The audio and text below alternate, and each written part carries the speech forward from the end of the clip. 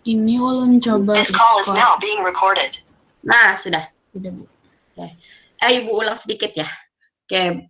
Pada kesempatan kali ini, mungkin yang belum mendengarkan juga, Ibu ulang dalam kegiatan proses pembelajaran itu ada 4 tahap tadi, yang mana dilakukan oleh guru beserta peserta didik. Yang pertama adalah rancangan kegiatan pembelajaran. Yang berikutnya, proses kegiatan belajar atau KBM, kegiatan belajar mengajar. Selanjutnya penentuan KKM yang dilakukan itu harusnya penentuan KKM dilakukan pada saat rancangan pelaksanaan pembelajaran juga, dan evaluasi. Itu 4 aspek yang harus ada dalam proses pembelajaran.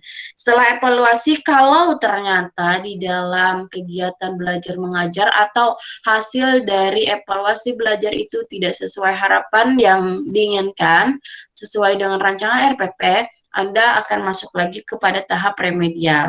Tahap remedial ini pun harus didesain sebelumnya, harus termuat sebelumnya di dalam RPP. Kalau ternyata hasil belajarnya bagus, maka yang dilakukan guru hanya pada tahap pengayaan. Kalau hasil belajarnya belum memuaskan atau bahkan dari 100% itu tidak lebih dari 50% yang tuntas, sisanya belum tuntas, maka Anda harus melakukan tahap remedial.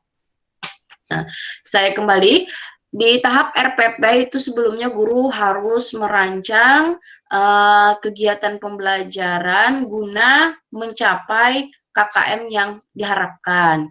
Dengan apa? Dengan menentukan strategi dan model pembelajaran. Karena pada saat penentuan strategi dan model pembelajaran, gurulah yang tahu betul bagaimana karakteristik peserta didik, bagaimana materi yang akan disampaikan, baik itu melalui pendekatan secara kelompok maupun secara individu.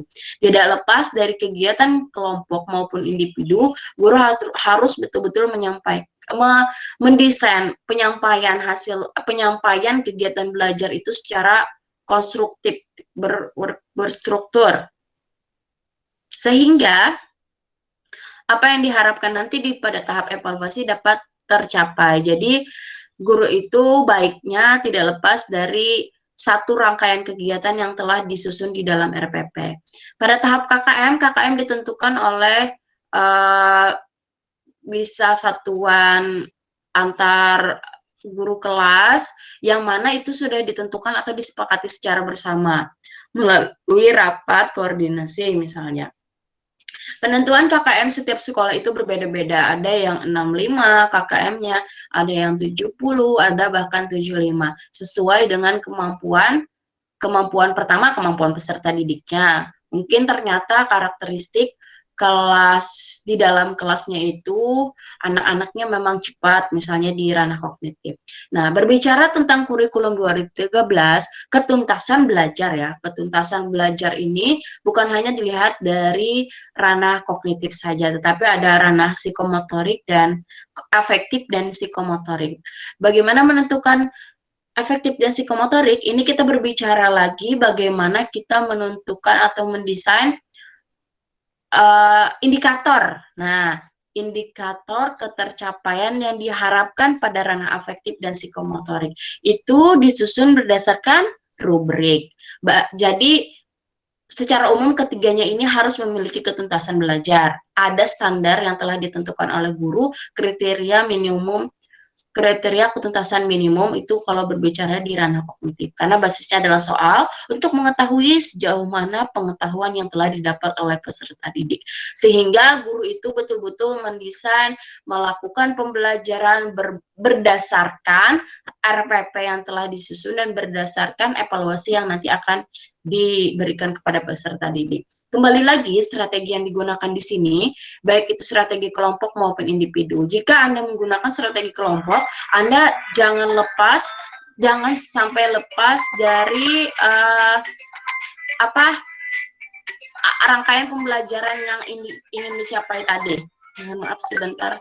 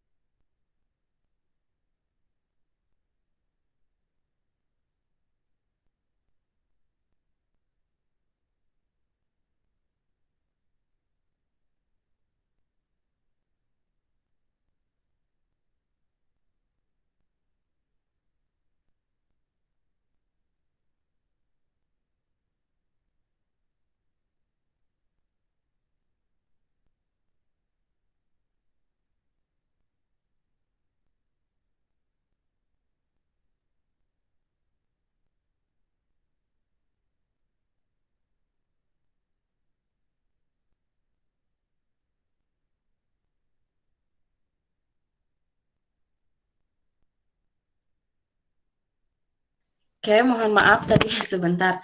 Saya lanjutkan kembali. Eh, pada tahap ketuntasan belajar tadi ya, KKM tadi ditentukan oleh guru. Nah, kalau ternyata hasil belajar yang tercapai itu berhasil, berarti kita hanya masuk kepada tahap pengayaan. Tetapi kalau ternyata ketuntasan belajarnya ini belum tercapai, maka guru harus wajib melakukan tahap remedial. Tahap remedial yang dimaksud ini bukan mengulang soal ya. Nah, yang perlu saya garis bawahi, tahap remedial ini bukan mengulang soal untuk disampaikan agar supaya peserta didik berhasil pada soal tersebut misalnya. Tetapi remedial ini mencari kembali soal yang memiliki tingkat kesulitan yang sama, tapi muatan yang diharapkan pada aspek evaluasi tersebut juga sama. Maksudnya di sini makanya kita ketika menentukan atau membuat soal itu tidak lepas dari khusus kognitif ya, tidak lepas dari ranah kognitif yang teori Bloom itu C1, C2, C3. Misalnya di dalam evaluasi tersebut harus ada rekap semuanya, rekap semua siswa dan rekap per soal untuk semua siswa. Jadi misalnya siswa ada 25, anggap saja 25 ya. Untuk soal nomor 1 itu yang bisa terjawab dari 25 siswa hanya 10 misalnya. Soal nomor 2 yang terjawab itu hanya 5, itu harus ada tabelnya. Dan Anda harus membuat tabel tersebut supaya mengetahui soal mana yang paling banyak atau sulit dijawab oleh peserta didik. Nah, jadi yang Anda ambil untuk remedial itu bukan soalnya itu lagi diulang, tetapi cek berapa yang soal yang paling sulit itu. Misalnya ternyata soal paling sulit itu berada di soal nomor 3, karena dari soal nomor 3, dari 25 peserta didik yang mampu menjawab misalnya hanya 5 orang. Artinya ada 20 orang belum berhasil pada soal tersebut. Nah, jadi soal yang nomor 3, ternyata nomor 3 ini mengandung C4. Nah, jadi C4-nya itu yang Anda buat kembali soal yang basisnya sama tetapi berbeda. Jadi tidak boleh mengulang soal yang harusnya ya.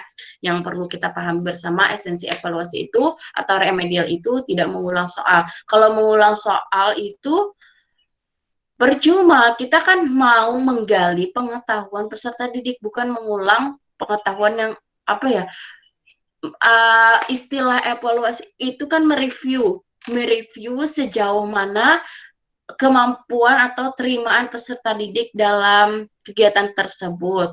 Kalau ternyata ada hal-hal yang lemah atau ada hal-hal yang kurang, itu dapat diketahui oleh guru yang mendesain baik itu soalnya dan evaluasi tersebut.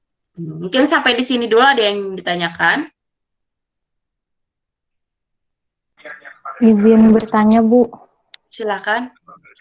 Tadi kan Ibu bilang kalau misalnya di ketuntasan belajar di kurikulum 2013 ini itu tidak hanya pada ranah kognitif saja, tapi afektif dan psikomotor juga. Nah, itu Bu, kalau misalnya di bagian psikomotor kadang-kadang tuh ada yang kurang tercapai atau belum tuntas, itu apakah dilakukan remedial juga atau bagaimana, Bu? Pada tahap itu bisa dilakukan remedial atau kalau istilahnya saya lupa ya. Yang jelas pada bagian psikomotorik kan keterampilan. Setidaknya untuk ranah keterampilan itu bisa direview kembali. Kalau misalnya bentuk keterampilannya rata-rata, biasanya kalau untuk psikomotorik keterampilan biasanya menggunakan pendekatan kelompokan. Hanya saja untuk evaluasinya tetap dilakukan secara individu. Jadi yang selama ini misalnya nih, keterampilan psikomotoriknya membuat praktek menanam biji kacang hijau misalnya. Nah, ternyata ada anak memang di dalam kelompok tersebut yang lemah. Mungkin di situ pada tahap itu Anda bisa mereview secara individu saja. Tidak harus mengulang kembali menanam kacang hijau misalnya dan lain sebagainya. Karena itu basisnya kegiatannya secara keterampilan. Dan kalau misalnya pun mau di review secara ulang, boleh saja Tapi Anda harus memperhatikan apakah alokasi waktu yang tersisa masih cukup atau tidak. Kalau tidak cukup, berarti harus direview secara individu. Karena untuk raportnya tersendiri kan untuk kognitif itu ada nilai angkanya, kuantitatif. Kalau psikomotorik dan efektif, memang di rubriknya itu ada poinnya juga, ada yang misalkan 1, 2, 3, 4, 5, dan masing-masing aspek poin itu memiliki indikator atau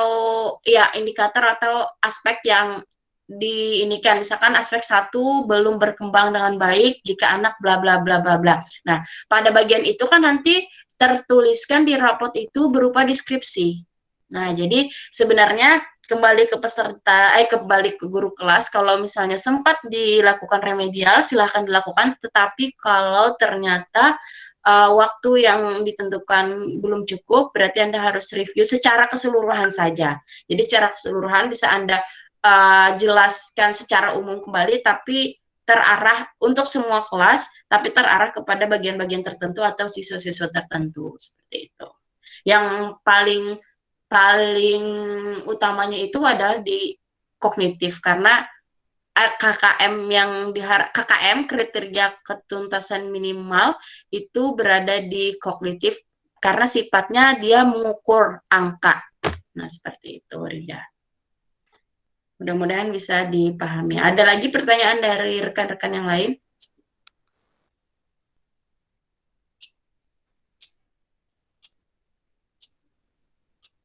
Bagaimana Rida dan kawan-kawan, apakah cukup? Kalau ada lagi silahkan, kalau tidak ada berarti kita cukupkan.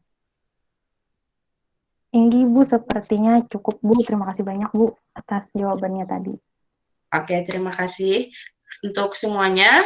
Jadi intinya mudah-mudahan kalian bisa mengimplementasikan pada tahap ini. Biasanya ya, pada bagian KKM ini sangat penting ketika Anda nanti melakukan skripsi.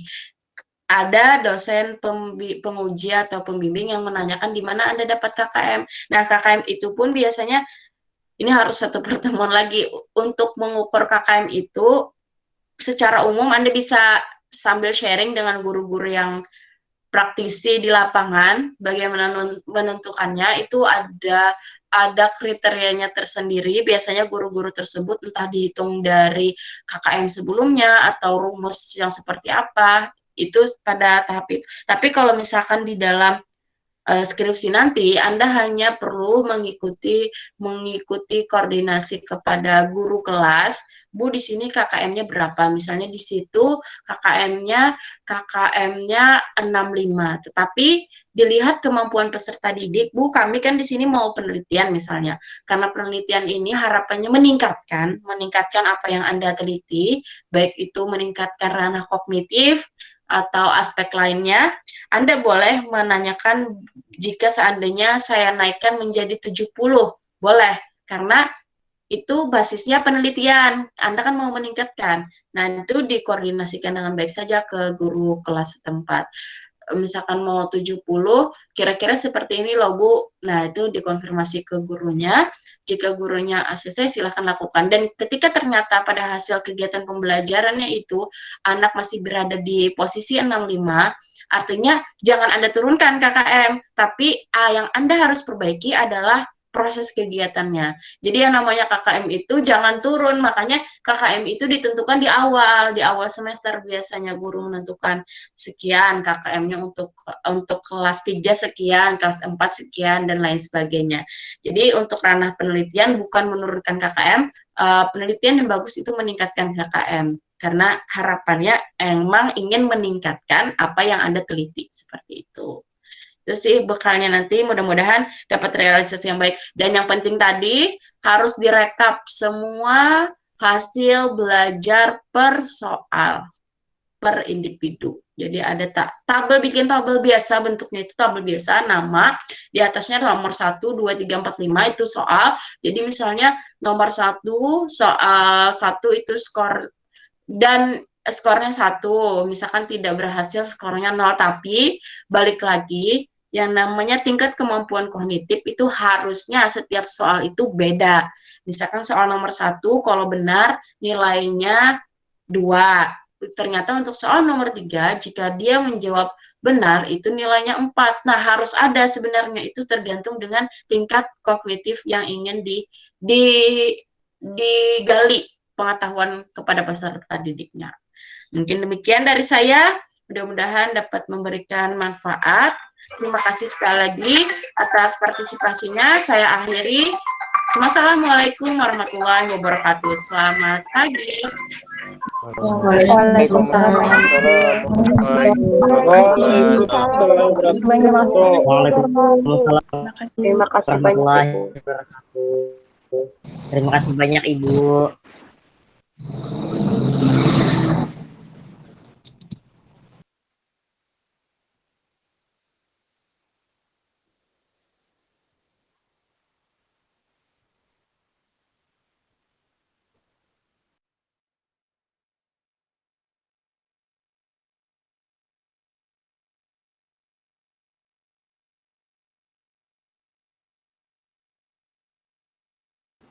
Rida, Cara untuk recording nih kayak apa nih? biasanya masuk ke email Google Drive, Rai. Kan ada pemberitahuannya di email masuk ke Google Drive, Jar. Oke. Tapi biasanya tuh ke itu. Pun Berarti dimatikan kayak itu aja kah? stop recording kalau lah biasanya tuh ada. Bisa di sini.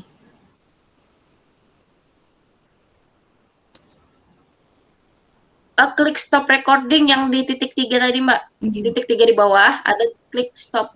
Berarti kan masuk ke email Lulun kah, Bu? Iya, betul sekali. Ada linknya, karena link emailnya Ibu minta. Gitu, Bu. Ibu, Atau di download. untuk minggu depan, Bu,